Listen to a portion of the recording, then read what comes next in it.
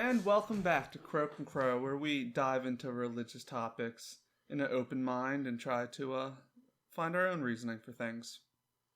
An unboxing. An unboxing of thoughts. Right.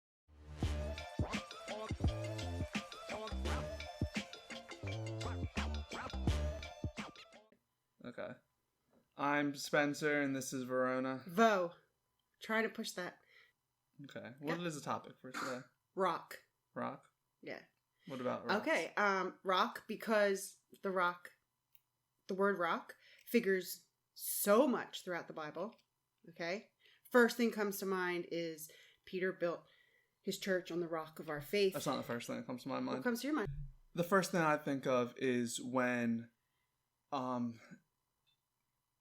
had the shield of Jules? Moses' brother. Adam? Aaron. When Aaron died. He got hit by a rock. No. When the people were asking for water and a sign they were wandering through the desert. Okay. Moses said, "I will give you water," and then he crashes a staff down onto the rock. From rock. And then, like getting water from rock. That is the reason why Aaron died. Oh, okay. Because they were trying to bring the power into their own hands. Okay. And instead of saying it's from God. That's good. So that's where I would first say Okay, sure. Rock of our salvation, he's constantly referred to. Dwayne "The Rock" Johnson, even. Dwayne Iraq, the country. That's in the Middle East. In the Middle East, yeah.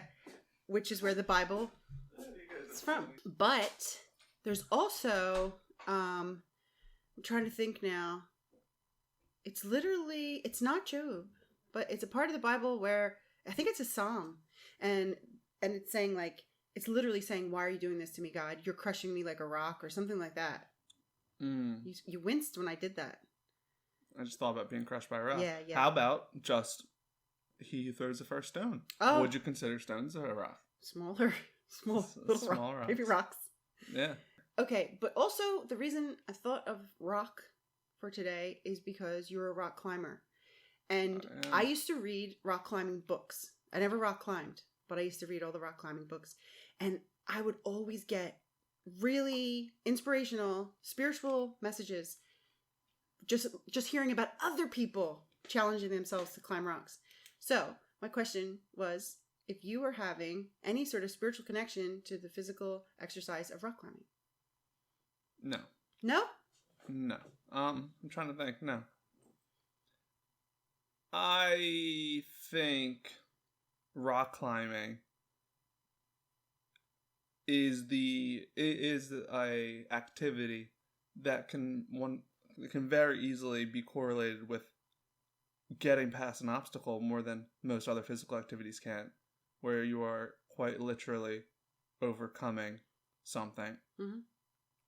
But as far as spiritually, no, personally not. Maybe outdoor rock climbing would be more of a spiritual experience, where you could, reach the top of a mountain and have an overlook that you can then stand and have some sort of spiritual experience. But as far as indoor rock climbing, I think on a physical, earthly scale, it's very achieving, and that can then translate, and you can make correlations. But as for in the moment, no. No. How about, so when you're rock climbing, you're not feeling like you can't get any connections, but maybe the opposite. So when you're in life, do you ever have like a regular problem that has nothing to do with rock climbing, but you're like, I could approach this like rock climbing? Well, yes and no. I mean, I've sort of said this about just working out in general. I mean, I only have about a few months of experience rock climbing, but working out, years, where if you learn to treat life like working out, it becomes a lot easier. And that's in the sense of sticking to something, having discipline, and seeing long-term results. If you go to the gym and you look at yourself in the mirror before you walk in and after you walk out, you're not going to see a big difference. And with that attitude, then you are never going to be able to stick with something. But if you just stick to it day by day and you're not looking for it, and then you look back to the first day after 3 weeks, and then you see those changes, you realize how far you've came. And so I think that can also be said with prayer, with just living a charitable life, where if you pray for something, one day, you pray for a better job, or, that, and you're still going to your day of work all the time. Then you might be like, all right, what am I praying for? It's pointless. But if you consistently pray for that thing, then if you look back a year from now, every day you've prayed, and you're like, then you say, oh wow, look at the place I was in. But also, even to get more specific, when a lot of people who start going to the gym, they might think, oh, I want abs.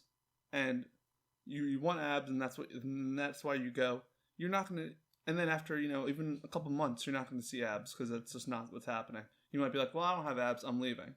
But what happens for people who stick to the gym is you might go for these superficial reasons, but then you realize that what you end up getting something different. So you fall in love with becoming stronger and more fit, even though if your body doesn't look like it's changing and you're lifting more weight, you have more energy during the day. So if you translate that to prayer, I could see that. Instead of saying, please give me this marketing job, at X company, you might not get that X job at the company, and it doesn't mean that your prayer is not being answered. It's just that's not what is meant for you. If instead you pray, I pray to be at a workplace that I love every day, and you get a job offer at a local candy shop, and you take it and you realize you're so happy you're working with people you love. And so instead, if you just switch your mindset to these more general things, like I pray to be happy, I pray, for better people in my life, instead of I pray for, Mary Marie, I don't know why she has 2 first names, to be my friend, and not get it, then you might be being a little too specific. Yeah. No, that's really great. That's the truth, I think, because muscle memory that we know is used for muscles, I really, really believe in muscle memory for prayers. Mm-hmm. I truly think it's the best thing to practice, so that in a time when you need it, it's just like, it just is there. Mm-hmm. It just comes to you. Yeah. And I think today should just be about working out, because I have a lot to say about it, but instead of, I am built like a rock, so I guess but that would need a longer show, and today's show is short. Okay, well, I'm just going to continue on the topic regardless. Another thing about the gym, where, a lot of people laugh at, it's like, it's a running joke of, like, they'll see someone who's really fit in the gym, and they'll say, why are you still here? You're done, you finished.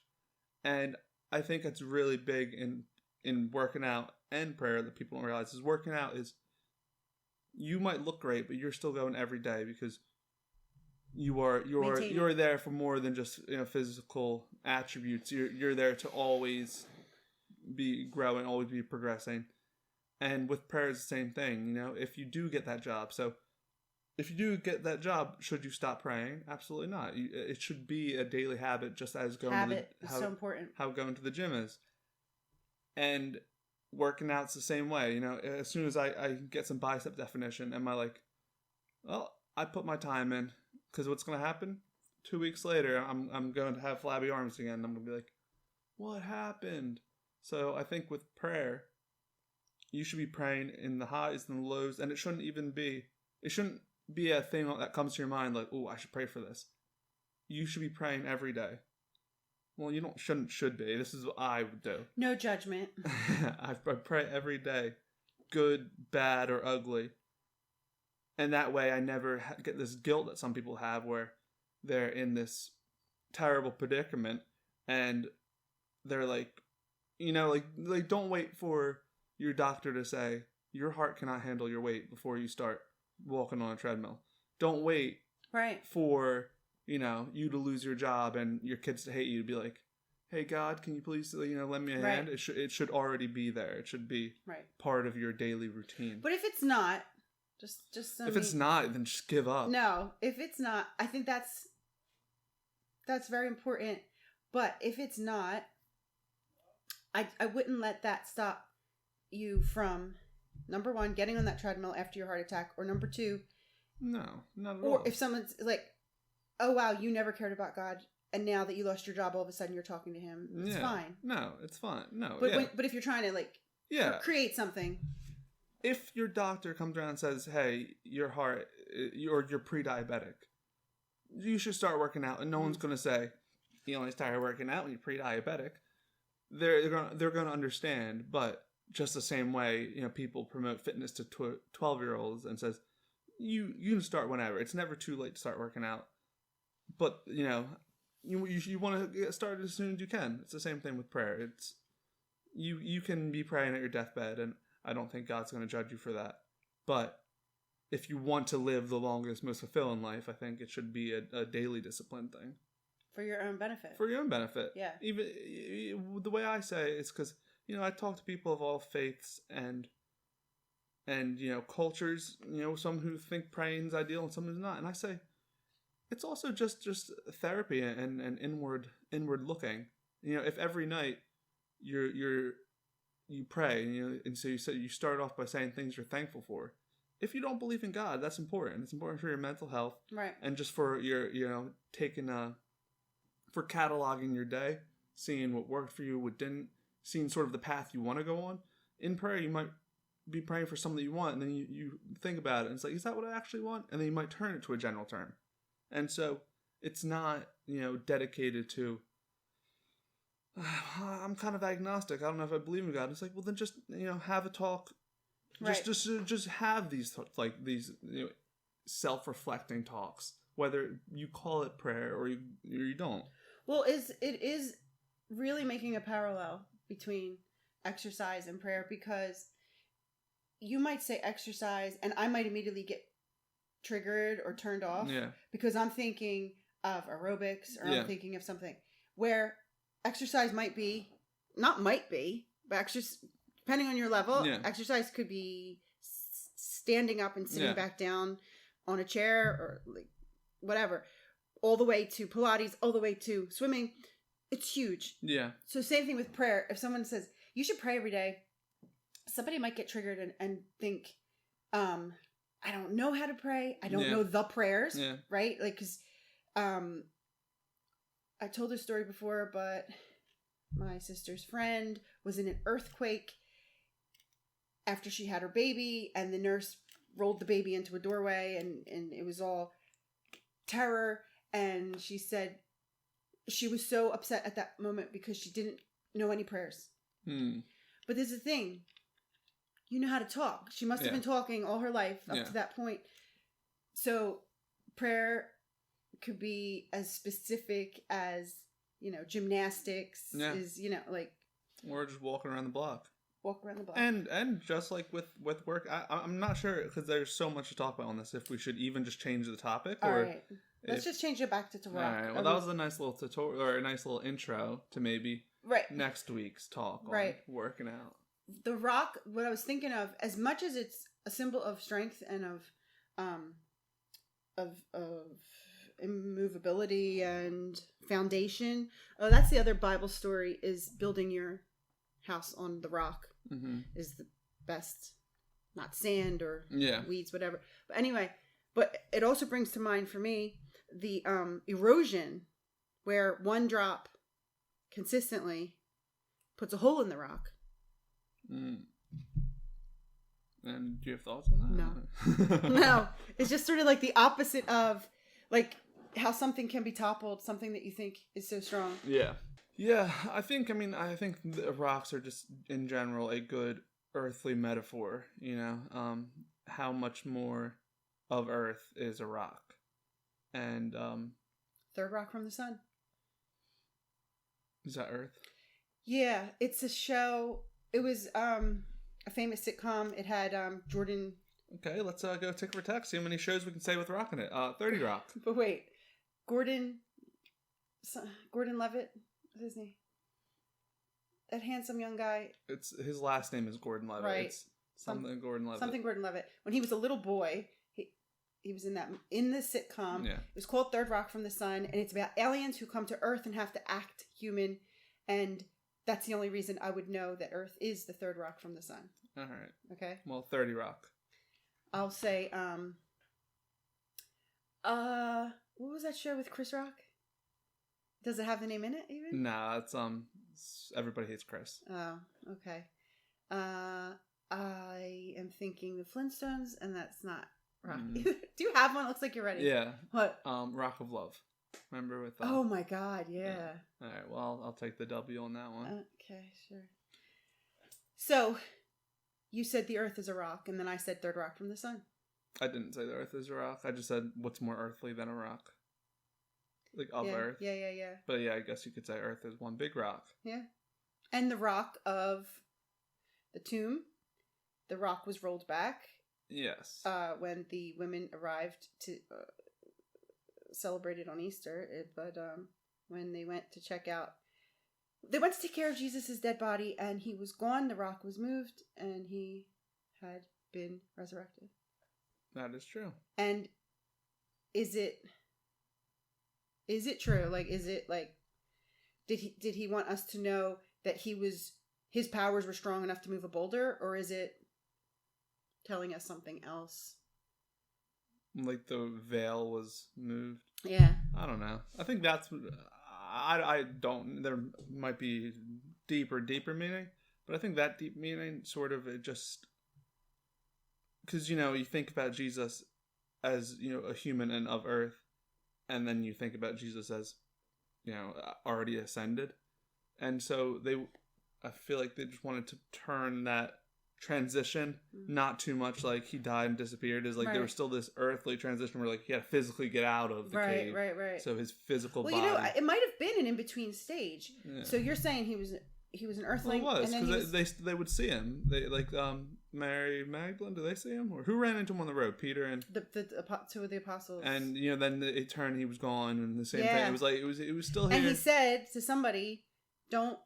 I'm not done ascending. Don't grab me or don't something." Yeah, but so he literally was in between. Yeah, I remember when I read it through, and I didn't realize how long he lingered around. Not that long. I thought it was just like the one time they saw him at the hole, but like even after that, is like they said he had like a few sermons, and then or like people talked to him a few places, and then that's when he went poof.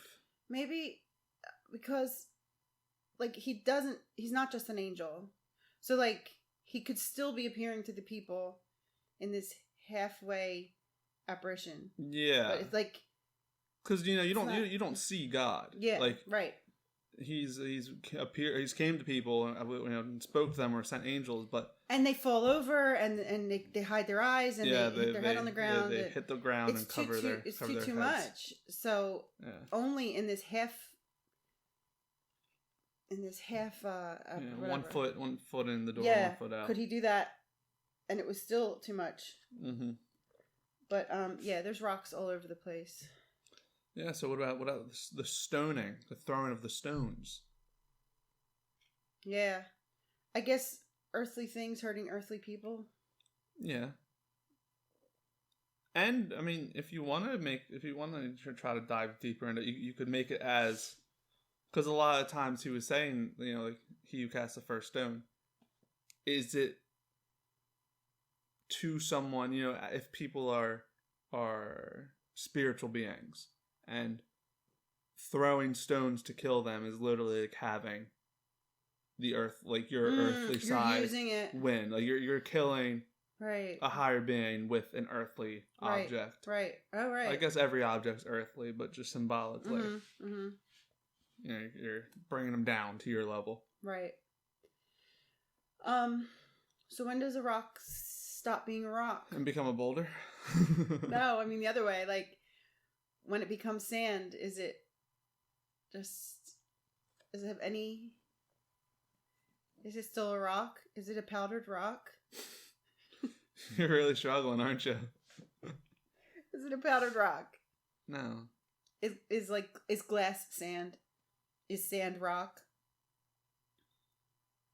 I don't know how to answer. It's just like the transition and everything in nature, you know what I mean? Avalon was saying, she was boiling water for pasta, and she was like, oh, it's so much, it's boiling so hard, and is it supposed to be doing this? Is it supposed to be doing this? And like, should I put a little on it? I was like, I was trying to explain to her that it's changing from water to steam at that point, or else it would not be boiling and you could not make your pasta. Yeah. She didn't like the room filling with steam. But anyway, it just reminds me of things changing. Changing state. Yeah, for those who, for our Christian listeners, I was once taught by a nun or someone to think of the Trinity as the 3 stages of water. And because it's a hard concept to grasp that a lot of cultures, even in Christianity, can't really grasp. Of like, so you believe in 3 separate beings? Like, what's going on here? And it's always the Trinity. Like, 3 but 1 is what like the Catholic Church says, which it's almost impossible for you to grasp. But if it was explained to me as this, is the 3 stages of water: God's water. The Holy Spirit is steam, and Jesus is ice. And so, it's all water. It's all H2O in a gas form, like the steam in her apartment filled the whole place. Yeah. You can't see it, but, it's there. It's everywhere. Water, you can try to touch it, but you just can go through it. It's like you can't grasp it. Ice, you can physically hold, you can throw at somebody, it's tangible. So are they all water? Yes. Is water ice? Is water steam? No. So that's the easiest way. I was taught that 3 is 1. They're all the same. I like that. That's helpful. Yeah, I like it too. I think it would help a lot of people. Like that was one thing that I know Muhammad from the Quran, he has a tough time grasping, because, he believes in Jesus as one of the most essential prophets. He says she was born by a virgin birth. That is true. God directly sent a baby into her stomach.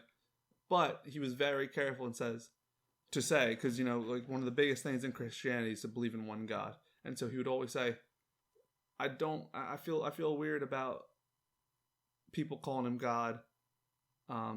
There's only one God. I don't believe in 2 gods. And I think he was right, almost right there. Like, so you're saying he was born of a virgin birth and directly from God. So wouldn't that make him the son of God? But it's just a hard concept to grasp. And so I think the water, steam, ice analogy. I don't know if we're allowed to talk about Muhammad. Why? People are very, very ticklish about that. About Muhammad? Yeah, like if you ever talk about him or draw him or refer to him. He was a person. I know, but you do know that, right? Well, no. We're not making fun of him, of course. You can't make fun of him. Well, I don't make fun of anyone. I mean, I think you're still allowed to talk about him because they're very Old Testament, right?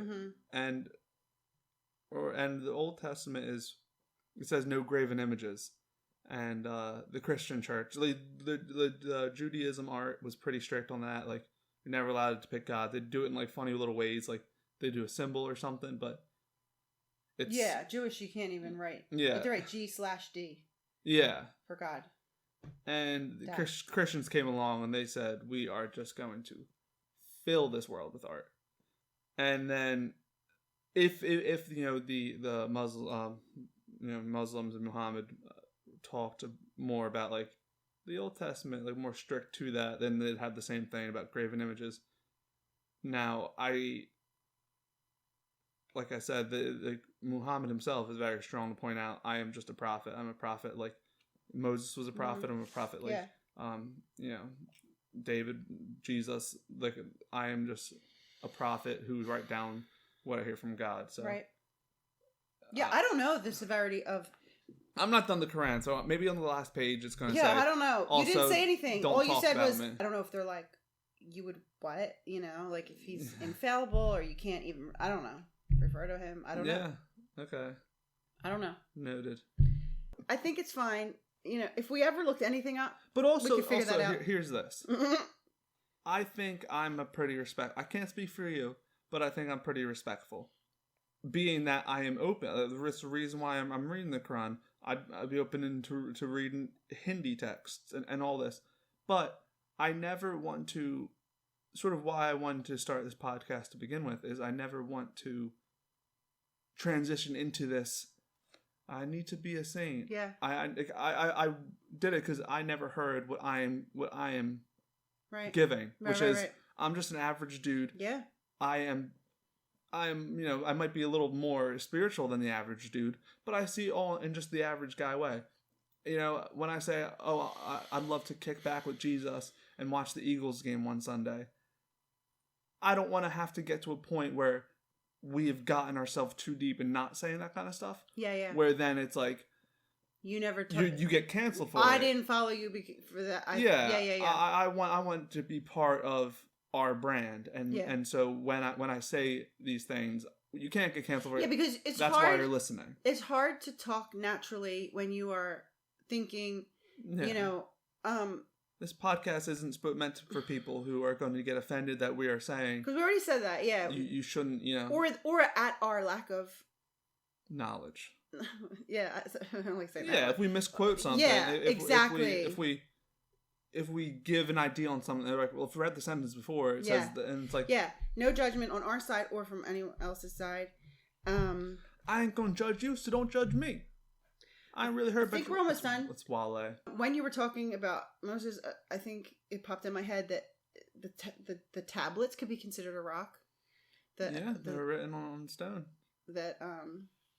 So once again, you know, you get this combo, the most spiritual of things. You know, God's actual words on an earthly surface. But it seems to me that it turned out that. So Moses. Oh, sorry. Go ahead. I lost him. Okay, but it's interesting because I believe they broke. Right? They ended up breaking, and it's just a story. Well, he broke them. Point. Okay. He came down and they were worshiping calves. So you would think that the best place to keep something for longevity will be to engrave it on rock, but in fact, probably if you had put it on like animal skin or something, it could have like maybe been preserved more. Yeah, it could have broken. Yeah, that's true. But so you know, but I believe they did need them for a long time because they are the new tablets. Once he had to climb back up the mountain, they were what was in the Ark of the Covenant, I believe.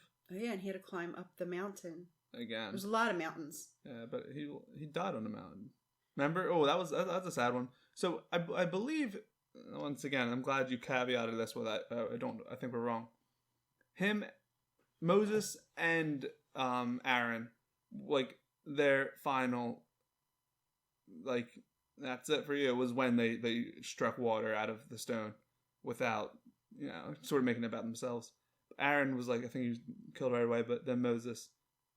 They were at like the mountaintop, and then Moses was like over there is like the land of milk and honey or whatever. Mm-hmm. You will all see it, and I won't. And then he died, I think. But he was also like what? Pretty old. 200? Yeah. No, he's older than that. He's like 800. I don't know. He lived a long life. That's all you need to know. Yeah, he's an old guy. And did Abraham? Was he the one that was tested to kill his son? That was Abraham. And wasn't he on a rock? Yeah. Laid the kid down? Yeah, I'm trying to think of the actual story, because so much of what you get from imagery also. Yeah, it's a movie. And the actual text is different, but yeah, what I can think of is he was laid on a rock. Mm-hmm. And then he saw a goat to sacrifice instead. But, you know, even that, like, as you just spoke, I thought to myself, because that's a really tragic story, even though it didn't go through. A lot of people make fun of it, and they say, like, whoa. Like the face that what's his son's name? I don't know. But, as you think of it, I don't think of it. It's always hard for non-believers to get past that story, and also like what kind of God would do that, all the regular stuff you hear. But anyway, as you were just speaking and you're like, I think he did lay on a rock, I just had this like feeling, this good feeling of support And like, again, imagery like Of the rock? Yeah, of the child was always supported by his true father. Abraham wasn't his true father. God is his father. And so whether that story is exactly true, if it was all symbolism or what, just talking about the rock as a support and as like rock of my salvation, what was happening, that was Abraham's story of what was happening and what he was going through and the torment and choosing between his earthly child and his heavenly father, blah, blah, blah. So the child was just a player in this scene. But the fact that if, and I believe he was on the rock, I just felt like an extra support there for the child of, That'd be a cool painting. Yeah. If you painted like stone hands. Yeah. Yeah. So like, because you're allowed to, even in Judaism, I know you would just see one hand coming down from the sky, and that'd be representative of God. Right. Yeah. And so then you would take your focus and sympathy away from the child that was never... Yeah, God never put him in danger. Right, because in current day, they make it like he was terrified and terrorized, you know? No, it was, but that's... Abraham passed, and that's why God put him so highly. Mm-hmm. It was, that's what he needed. It was like, that was full faith. Right. Full throttle ahead. All right, well, I think we're going to cut it off there. Sorry for the shorter podcast. Maybe you liked it. Let us know down below. True. And so we'll be back on soon. Haven't uploaded a single of the first 2 videos yet, but... It's okay. You're rest and you're blessed. You just take your time. One day at a time. All in God's time. All in God's time. If He wanted it to go out faster, it would have went out faster. Ain't that the truth? I'll give that an amen, sister. All right, till next time. We are Croak and Crow. I am Spencer, and this is Bo. And we gotta go. You finally said it. Okay. Signing off. Peace.